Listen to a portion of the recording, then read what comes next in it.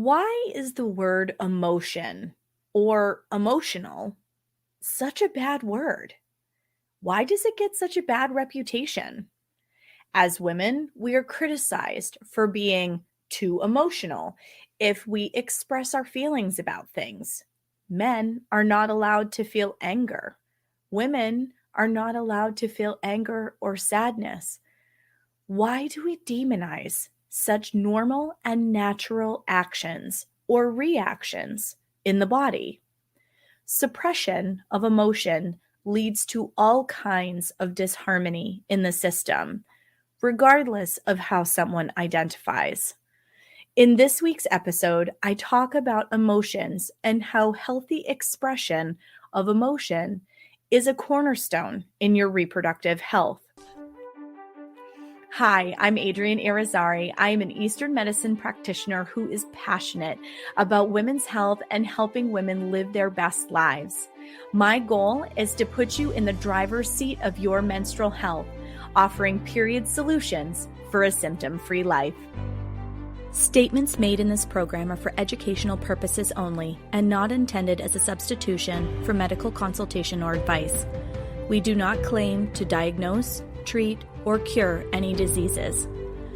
This podcast is inclusive and welcomes all gender identities. The focus of the program is on biological function, and we will use the term women throughout, but it is referencing physiological and social challenges for biology, not identity. Come as you are, I am happy you're here and welcome all performances of identity. I hope you find something helpful in this show. Welcome back to another episode of the Reproductive Rebel podcast. In this week's episode, I am tackling the elephant in the room, and we're talking about emotions. So, why is it that the word emotion gets such a bad rap?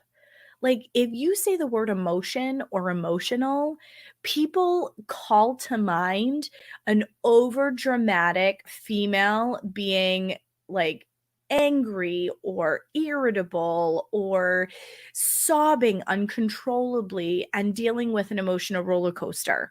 So one of the memes that I share jokingly on my social media, I would say probably 2 years ago now, and I think I've referenced this meme before because it really does dovetail into so much of the work that I do. But in that meme, there are several boxes, and this character in the boxes, if you go to my social media page, you'll see what I'm talking about. But this character goes through a full spectrum of emotions. She is happy one minute and angry the next and sobbing, and her hair's on fire. And and we're talking about in the meme anyway, it's talking about, well, do you feel like this during your period? But it actually speaks to a bigger issue that anytime somebody talks about feeling anything, our culture puts it in a box and says that it's not appropriate to talk about. That creates a lot of problems. Anyone who works in the mental health profession can completely vouch for this. And we're seeing it, especially after the pandemic, at epidemic levels. We just kind of had to soldier on and push through and, get through a fairly traumatic experience for the vast majority of people at one level or another anyway. And we really haven't had a container with which to talk about it in. And, even beyond that shared collective experience, I don't know about you, but when I was a kid, there was this expectation that you were to be seen and not heard, right? The parents were talking, you didn't interrupt. And I mean, while there's a social courtesy aspect to it, there was this reinforcing of the fact that I wasn't in a position to really have my voice heard. And I found that as an adult, it would manifest itself in some crazy ways. Like I would repeat myself in a conversation if I didn't feel heard. So if for any reason I felt like my voice was falling on deaf ears or people were distracted while I was talking to them, or they weren't responding in a way that I felt was congruent with what I was talking about, I would repeat myself. And and I can tell you that my husband finds that obnoxious, and it's something that I've had to work very hard at. But I've had different times in my life where, and I'm speaking from personal experience, where I felt like my expression of voice was not embraced. And early on in my career as a young woman coming into the workforce, I had that reinforced for me in a professional setting when I was told, if you're going to be successful as a woman in a business setting, you have to think, you have to believe, you have to know, but you can never feel. So these kinds of narratives permeate our culture. And while we could talk about this in a much broader way from both, well, not even binary, like from an everybody expressing their identity and their voice kind of perspective, right? There is this understanding at a variety of levels that emotions aren't allowed to be expressed. And the part that's so messed up about that is, the more I think about it, it just makes me crazy, is like our emotions are literally our sensory system and our ability to delineate between something being safe or not being safe, or a pressure release valve to be able to deal with experiences in our life, because that kind of energy ends up being all bottled up. And the more we bottle, the more it starts to show up in the physical body. So if we bottle, it can show up as menstrual stuff. If we bottle, it can show up as recurrent headaches or joint pain or things like this, and that we don't make that connection or that association at the time. We just go into the doctor and go, "Hey, doc, I'm having a hard time sleeping at night and my neck hurts," right? And we don't talk about it in terms of, well, do you have any big stressors that are happening in your life right now? Right? So anytime people work with me, I jokingly will say that we start with the conversation about the physical symptoms that are showing up, and we'll talk about, their period or their period symptoms or their PMS leading up to it or whatever. But sometimes my clients kind of laugh, or they're surprised by the fact that maybe we'll talk about their actual period and their PMS symptoms for like less than 10 minutes of the appointment. And then the rest of the appointment, we're talking about what's going on in their life. Sometimes I'm providing resources and tools of other places for them to go to get the kind of support they're looking for, because I'm not a clinical therapist, right? And I never claim to be. And I tell my clients, like, while I'm a safe place to share things and to park information, and actually everything happening in your life helps me help you, there are times where other kinds of professionals need to come into the conversation because you need their special toolkit in addition to mine in order to live your best life, right? So it's not unusual for me to, maybe one appointment, we spend most of the time talking about the body symptoms and not touch on what's going on in the life at all. Sometimes from 1 month to the next, the period symptoms change so drastically that I can't help but ask the question, "So what's going on in your life right now?" Because the body is expressing the fact that there are big emotions going on. Emotions are enough to trigger mid-cycle period letdown. I've had clients who, maybe they're having an issue with their partner, or they're dreading a conversation with their partner, and all of a sudden their cycles get shorter. Or they spot around ovulation, and then it's just like spotting all month long because they have this pent-up energy that's robbing the rest of their system of the energy it needs to fully execute the cycle in an appropriate way. Maybe somebody's dealing with grief, right? So, I see this a lot with people who have had miscarriages, for example. If they are just kind of pushed into this position of, all right, well, we're just going to try again next month. And they're not given the space to grieve and actually feel all of the things that are coming up in their body at the time, or they feel so ashamed that their body didn't show up for them in the way that they anticipated, and they're dealing with the sadness around the loss. There can be so much to unpack around that it's more than one menstrual cycle and then get back on the horse and try again. Those emotions can actually stand in the way of them being successful and conceiving again. So our emotions drive so much of what it is that we do, how we experience the world, how we show up, how we're able to show up. We discount how powerful our emotional body is in the expression of health.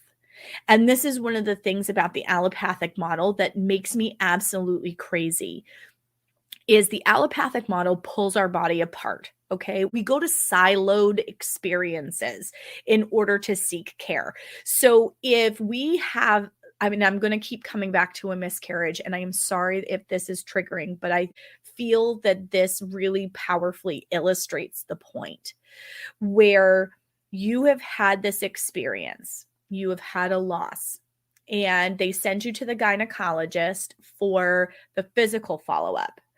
And maybe you don't end up with all of the resolution there that you need. And so then they send you to another specialist to look at your hormones. So like an endocrinologist, for example. If you have a lot of grief around it, they're going to send you to a mental health professional. All of these people are separate people. They're not all in one place. All of them are looking at their isolated parts of your body, right? So even your mental health professional is looking at how you're coping with the situation, how you're unpacking all of that stuff, but they're not concerned with the physiology of all of it. I mean, maybe there are practitioners out there, and if you're listening to this and you're like, hey, I'm someone that is a mental health professional that also does the physiological part, please reach out to me because I would love to interview you on the show. I have plans to interview practitioners that cross that bridge because I think it is so, so important. Because in my viewpoint, that is the definition of an integrative practitioner, right? Recognizing that the physical body, the way things are showing up in your system, has a spiritual and emotional component. They are not pieces you can just pull apart. This is not ingredients in a cookie recipe. You are the whole cookie. I had a mentor at one point in my life that said, your body is the movie projector of your life. And so sometimes some of the bad shit that happens earlier on in your life stays playing in the background until you resolve it, until you address it, until you come face to face with it. And oftentimes you need other people in your healing village to help you along on that journey. And that's where I see the work that I do step into that space, because women really hold a lot of their emotions in their womb space. It's the seat of your identity. People just shove and pack things in there. It can stand in the way of fertility. It can stand in the way of healthy menstrual function. It's the reason why I truly believe that pelvic steaming is just so damn powerful in terms of helping to heal gynecology-related issues. It's not the only reason, but I do feel that it has a really powerful influencing factor because of how it moves energy and fluids and chi in the body. So We treat the word emotion like it's a dirty word, and it's a natural expression. It is a normal part of being human. It does not matter how you identify, what you were born with for biological parts. You are an emotional being. And in a business space, women are conditioned. Conditioned is the right word. Our society conditions us to not feel, to only use our cerebral function. And you know what? It makes it hard for sexual function. In so many women, there is such a fucking disconnect between their brain that lives in their head and how they feel in their intuitive space that it's like they live on two different planets and they don't live in the same body. It makes it hard to be aroused. It makes it hard to have an orgasm. It makes it hard for the period to show up and to not have issues that way. Incontinence can be an issue. Like, there are so many things that can show up when we separate our cerebral function and our feeling function. And because of our cultural container, we are conditioned to do that. And I find that as women, and again, I'm talking about assigned at birth biology, okay? So as women, when we learn to really tap into our intuition, feel into our body, and answer the male, if you will, with how things feel in our body and not how they come out of our brain or what even may seem logical in that moment. Because there are a lot of us, and I'm raising my hand as I'm saying this. I've got a lot of Capricorn in my chart. I'm an Aquarius, sun and moon. Okay. There's a lot of intellectual headspace in my chart. So I see you. For anyone who is listening to this that goes, yes, I live in my brain a lot. When you live in that space, a lot of times you will try to logic your way out of things. And that's honestly your ego trying to make something fit into a box. And maybe your ego brain that is making that decision, you're like, oh, all of these things line up. Logically, this makes sense. And inside your gut is screaming, no, go in the opposite direction. Like, we are conditioned to not listen to that. And that totally fits in with this emotional picture, because if we feel into that space and we listen to that space and we make decisions from that space, it's an aligned place to be.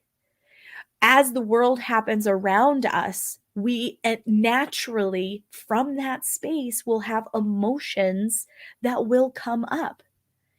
Maybe something makes you really angry. Maybe you need space to grieve, and that grief is so complex that you have to have time to really sit with, well, am I angry about this? Am I sad about this? Am I frustrated? Am I disappointed? Is my heart aching because there was so much joy leading up to this and now I feel like it's been ripped away from me? Like, you need to have time to unpack all of that. It's just like the word jealousy. I can't remember what session I was sitting in on, but I always took this kernel with me that jealousy is a compound emotion. It is the mixture of fear and anger. And I never thought about jealousy, the word jealousy, in that way until it was unpacked for me that way. And I'm like, wow, our system, our body wisdom is so brilliant that our feeling body can actually have compound or complex responses to things coming in at us. But we haven't been taught, just like we haven't been taught basic body literacy. Like, here's day one of your cycle, everything else happens based on that. You could have emotional things or fatigue things or, fill in the blank things happen at this point or this point, and that's normal, right? So that also feeds our emotional body, because if we're telling ourselves that we're failing and we have this voice in our head that's shit talking us because we're tired, but we don't realize that it's actually just a normal, natural part of our cycle, and we're tired in this one spot because our body is gearing up to do a big process, you can hold compassion for yourself in a totally different way. And having those emotions or having that fatigue or whatever, like, you don't start to resent. Okay. See, I keep using all of these emotional terms. You don't start to resent your body and the way that it's showing up for you, right? Everything we understand through some sort of an emotional experience. It's kind of like if the tree falls in the forest and no one's around to hear a sound, does it make a sound? Like, it's one of those kinds of brain puzzles. But think about it. We understand our world based on, does this feel safe? Does this not feel safe? Does this make me angry? Does this person make me not feel accepted? Does this situation feel hopeless, right? All of those things are feelings. So it doesn't matter what you have for biological parts. We are feeling beings. And if we can honor that and step into that and acknowledge, we don't have to be happy that we're having certain emotions. Like, I don't feel happy if something makes me feel angry, right? But sometimes just acknowledging, like, this thing makes me angry, totally diffuses the bomb and takes that powder keg explosivity out of the anger and reduces it down to, I am feeling this way because. And being able to understand that gives you a lot of power. Expressing that and being able to hold space for that keeps it from being bottled in your system, which will become and manifest itself as physical issues. So, for example, I see more people who have fibroids who also, and I'm not saying this is universal for everybody, I'm just saying in general, I see a significant connection between clients who come to me for fibroids and there being some suppression of who they are or their voice, or perhaps both, in their history. Whether it's been in a romantic relationship, in a child-parent relationship, a child-grandparent relationship, it does not matter. I have seen a huge connection between people who have fibroids and there being a suppression of emotional expression in some way. So that's just one example. I see it a lot. And your emotions are energy that get bottled in the system. And you can only cork that bottle for so long before the excess is going to runneth over. And when that moment comes, it can be an explosive kind of thing. It could be digestive issues, it could be reproductive issues, it could be bleeding issues. In some people, they can't hold the blood back and they bleed all the time. And their body is so weak because they have expended all of this energy to try to bottle and hold all this stuff, that by the time the cork comes out of the bottle and the genie is out, their physical body does not have the energy to hold back the floodgates and they just bleed. These are just some examples from a menstrual perspective, and I could give you tons more, but the point of all of this is you cannot separate your emotions and your physical symptoms. You just can't. And because they're intertwined with each other, your spiritual body, all of that. This is why, like, you'll hear me talk on and off about that voice inside your head, and that's the one that you hear the loudest. And so let's develop a healthier relationship with what it's saying to you. It's all connected, because how you feel about yourself, how you feel about how you move through the world, how you feel in your relationships, how you feel interacting with the rest of the world, all of those things manifest themselves in your body. They show up as pain. They show up as menstrual dysfunction. They show up as digestive dysfunction. They show up as headaches. They show up as tension. They show up in a ton of different ways in your system. Pelvic steaming is so powerful as a support mechanism for these kinds of things, because you are moving energy in the seat of where it all began. We hold a lot of our emotional identity and our creative energy and all of these things as women in our womb space. And you're literally uncorking the bottle and releasing all of this pent up garbage right from the source for your system to process and deal with. And every steam session helps you with that processing process. Another reason why sound healing called to me, right? Because to me, I see both being able to work together very synergistically.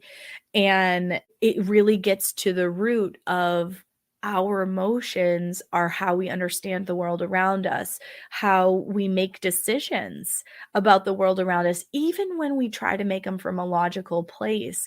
Our body wisdom will chime in, and you'll have a gut feeling that something's not a good idea, or hindsight's 2020, right? So when you get older and you look back at decisions you've made in your life, you're like, if I had only listened to that little gut bell that was going off going, danger, Will Robinson, this is not a good idea.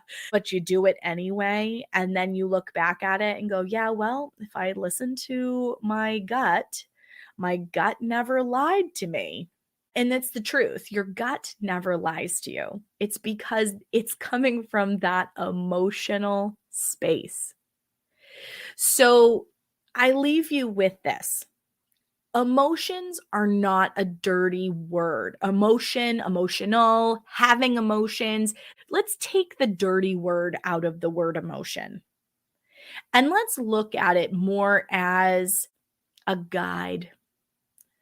Our emotions are a guide. Does this feel good to me? Does this not feel good to me? Would it feel good if I did this? And really sit with those things. Make decisions from that place.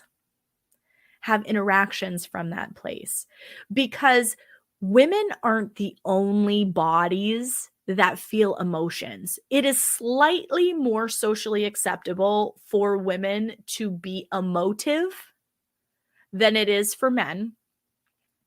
However, we have plenty, just look at the internet. We have plenty of memes about wildly erratic emotional women. I have been told many times in my life, and actually been passed over for promotion because I'm a woman and women are emotional.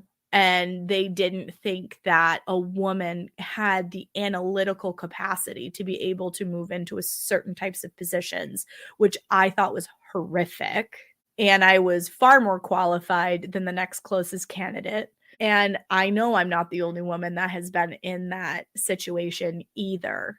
So let's take some of the stigma out of emotions and just accept the fact that if you are a human being, you have emotions. It's part of your guidance system. And if we can just learn to embrace that. Now, I'm not saying if you're angry, it's socially acceptable to go around hurting other humans. That is not what I'm saying. What I am saying is that if you are angry, acknowledging that you're angry and actually sitting with that anger for a second and saying, well, what is it that's making me angry? Because other people around you don't make you angry. What they do is they set off a trigger for something inside of you that makes you have that emotion come up. There is somebody in my sphere of reference that their child will say to them, "Well, you're making me angry." And it's like, "Well, hold on a second. They aren't making you feel anything. Your body is generating that response. So why is your body generating that response? What about it is making you feel that way?" And if we can take a step back in any of the big emotions, they don't have to be negative ones. But the reason why our culture demonizes emotions is more because of the uncomfortable ones, right? Women, anger is more of a masculine kind of energy. And so it's not as socially acceptable for women to be angry. It is more socially acceptable for us to cry. For men, it is less socially acceptable for them to cry, but is more socially acceptable for them to be angry. And we have both. We have all of these things because we are human. It does not matter what our assigned parts are. We are human. This is part of our guidance system. Okay. So I really felt like this was an important topic to talk about because we have a lot of health related issues that spin out of the suppression of emotions because our container, our society does not allow for us to feel anything. And I call bullshit. You are an emotional being, and that is okay. Sometimes you just need to hear somebody say, "It's okay that you feel that way." And you're like, "Yay, I feel seen and I feel validated." Okay. So here I am. I am sitting here sharing this with you because you need to be validated in the fact that it is okay that you are an emotional being. How you handle those emotions is a skill. How you handle them, how you analyze them, how you break them apart, how you share them with the world, those are areas that people can work on building skill sets around. However, the fact that you have them means that you're alive. And I laugh because it's just like this is day one of your period, right? It's very basic body literacy stuff that we should have been taught when we were younger. And, maybe we didn't have the models in our life that could hold that kind of space for us. Whatever the reason is that we aren't given this information from the beginning, it is important wherever you are in your life right now to acknowledge it and to begin working with it in a meaningful way instead of shying away from, suppressing, and ignoring emotions that come up for you. Lean into them, look at them. Why am I feeling this way? What is making me feel this way? Why is this coming up for me right now?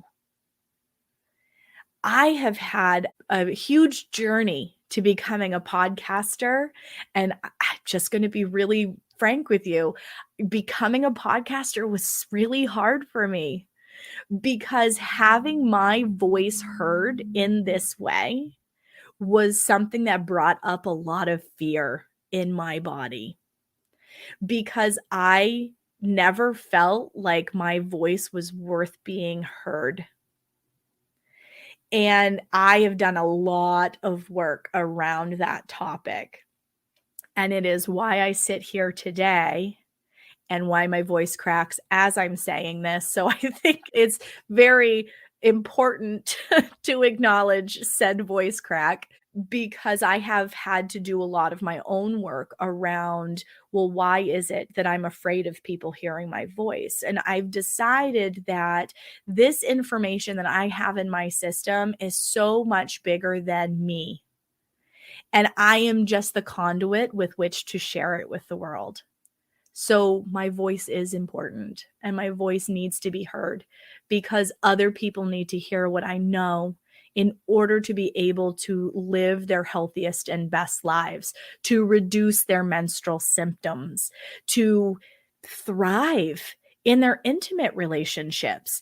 Your suppression of emotion literally makes it so that you can't orgasm. that is a problem. Women already struggle to orgasm.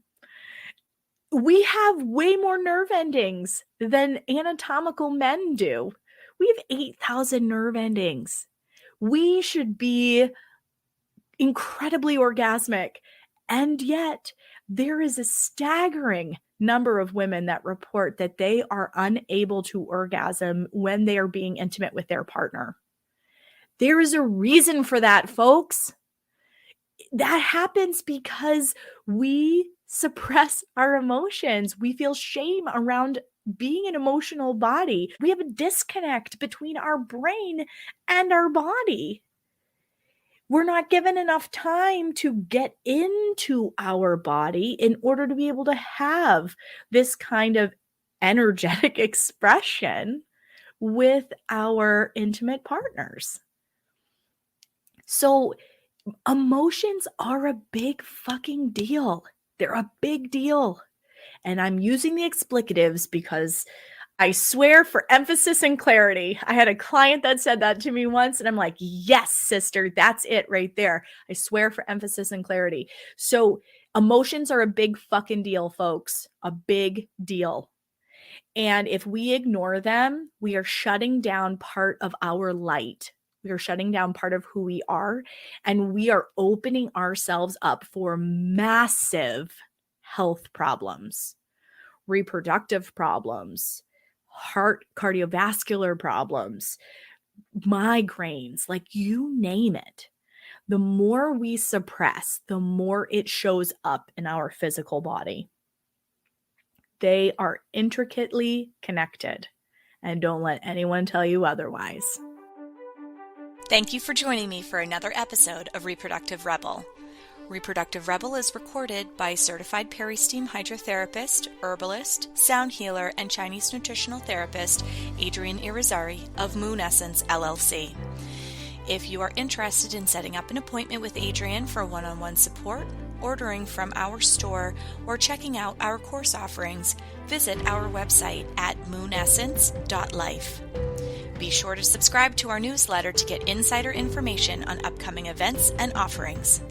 Join the conversation. Like us and follow Moon Essence Me on Instagram, Facebook, Twitter, or LinkedIn. Your voices make this program possible. Thank you all for your continued support.